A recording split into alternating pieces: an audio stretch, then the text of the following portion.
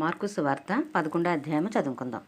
వారు యెరూషలేమునకు సమీపించి ఒలీవల కొండ దగ్గరనున్న బెత్ఫగే బెతనియ అను గ్రామమునకు వచ్చినప్పుడు ఆయన తన శిష్యుల్లో ఇద్దరిని చూచి, మీ ఎదుటనున్న గ్రామమునకు వెళ్ళుడి. అందులో మీరు ప్రవేశింపగానే కట్టబడి ఉన్న ఒక గాడిద పిల్ల కనబడును. దాని మీద ఏ మనుషుడును ఎప్పుడునూ కూర్చుండలేదు. దానిని విప్పి తోలుకుని రండి. ఎవడైనను మీరెందుకు ఇలాగ చేయుచున్నారని మిమ్మల్ని అడిగిన ఎడల అది ప్రభువునకు కావలసినదని చెప్పుడి. తత్క్షణమే అతడు దానిని ఇక్కడికి తోలి పంపునని చెప్పి వారిని పంపాను.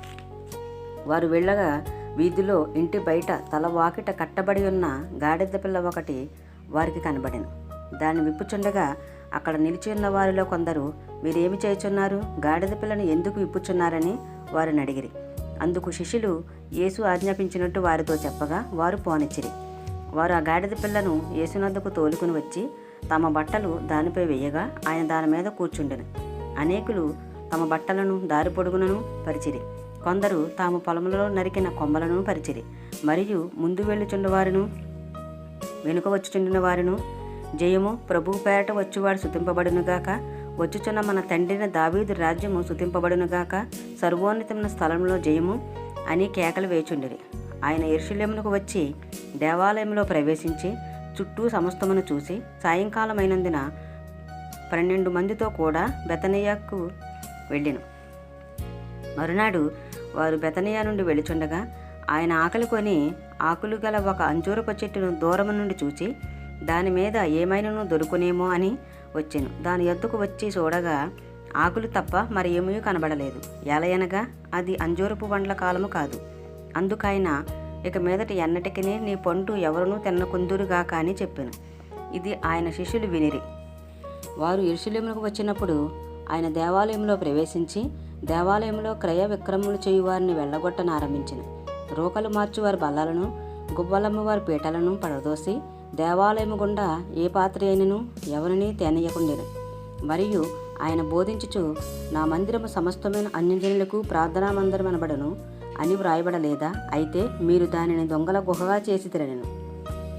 శాస్త్రులను ప్రధాన యాజకులను ఆ మాట విని జనసమూహమంతయు ఆయన బోధకు బహుగా ఆశ్చర్యపడుట చూచి ఆయనకు భయపడి ఆయన ఎలాగ సంహరించుదుమా అని సమయము చూచుచుండిరి. సాయంకాలమైనప్పుడు ఆయన పట్టణములో నుండి బయలుదేరెను. ప్రొద్దున వారు మార్గమున పోవుచుండగా ఆ అంజూరపు చెట్టు వేళ్లు మొదలుకొని ఎండియుండుట చూసిరి. అప్పుడు పేతురు ఆ సంగతి జ్ఞాపకముకు తెచ్చుకొని, బోధకుడా, ఇదిగో నీవు చెప్పించిన అంజూరపు చెట్టు ఎండిపోయినని ఆయనతో చెప్పాను. అందుకు యేసు వారితో ఇట్లనెను, మీరు దేవుని యందు విశ్వాసముంచుడి. ఎవడైనను ఈ కొండను చూచి నువ్వు ఎత్తబడి సముద్రములో పడవేయబడమని చెప్పి తన మనసులో సందేహింపక తాను చెప్పినది జరుగునని నమ్మిన ఎడల వాడు చెప్పినది జరుగునని మీతో నిత్యముగా చెప్పుచున్నాను. అందుచేత ప్రార్థన చేయనప్పుడు మీరు అడుగుచున్న వాటి నెలను పొంది ఉన్నామని నమ్ముడి. అప్పుడు అవి మీకు కలిగినని మీతో చెప్పుచున్నాను. మీకు ఒకరి మీద విరోధం ఏమైనను కలిగి ఉన్న ఎడల మీరు నిలవబడి ప్రార్థన చేయనప్పుడు ఎల్లను వారిని క్షమించుడి. అప్పుడు పరలోకమందున్న మీ తండ్రియు మీ పాపములు క్షమించును. వారు యెరూషలేమునకు తిరిగి వచ్చిరి. ఆయన దేవాలయంలో తిరుగుచుండగా ప్రధాన యాజకులను, శాస్త్రులను, పెద్దలను ఆయన వద్దకు వచ్చి, నీవు ఏ అధికారము వలన ఈ కార్యములు చేయుచున్నావు? వీటిని చేయుట ఈ అధికారము నీకు ఎవడిచ్చినని అడిగిరి. అందుకు యేసు, నేనును మిమ్మల్ని ఒక మాట అడిగేదను, నాకు ఉత్తరమియుడి.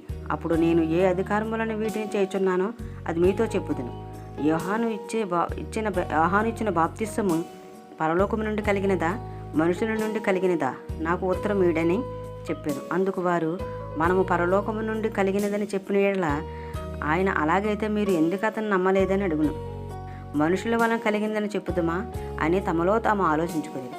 కానీ అందరూ యోహాను నిజంగా ప్రవక్తయని ఎంచిరి గనుక ప్రజలకు భయపడి ఆ సంగతి మాకు తెలియదని యేసునకు ఉత్తరమిచ్చిరి. అందుకు యేసు, ఏ అధికారం వలన ఈ కార్యములు చేయుచున్నానో అదియో నేను మీతో చెప్పనెను.